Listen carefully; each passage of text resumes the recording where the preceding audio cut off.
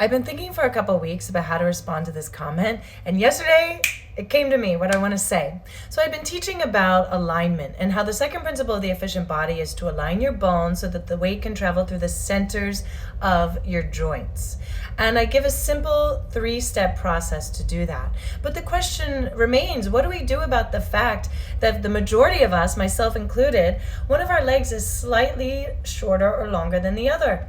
And this affects our pelvis because the two sides of our pelvis aren't going to be perfectly flush. So what do we do about that? How do you align if you're dealt a structure that isn't going to be perfect?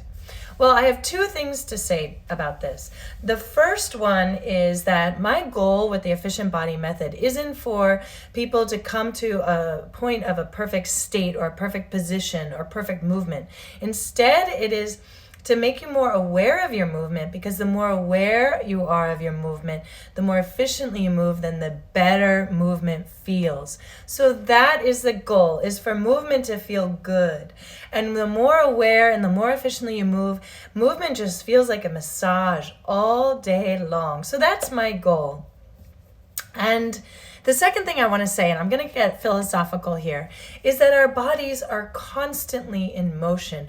We are not a building. We're not a building that's just static and standing there and the joints have to be aligned. Instead, we are constantly moving.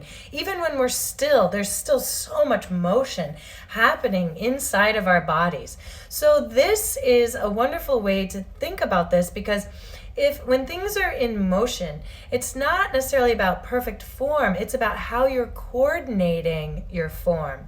A teacher once told me it's not about making the two sides of your body exactly the same, it's about coordinating the differences. So if you apply the 4 principles of the efficient body and you are not holding your breath, you're aligning your bones as best you can, you're moving from your center and you're leveraging weight as you move, then you will be moving towards efficiency regardless of the structure of your body. And this is my little philosophical idea about this.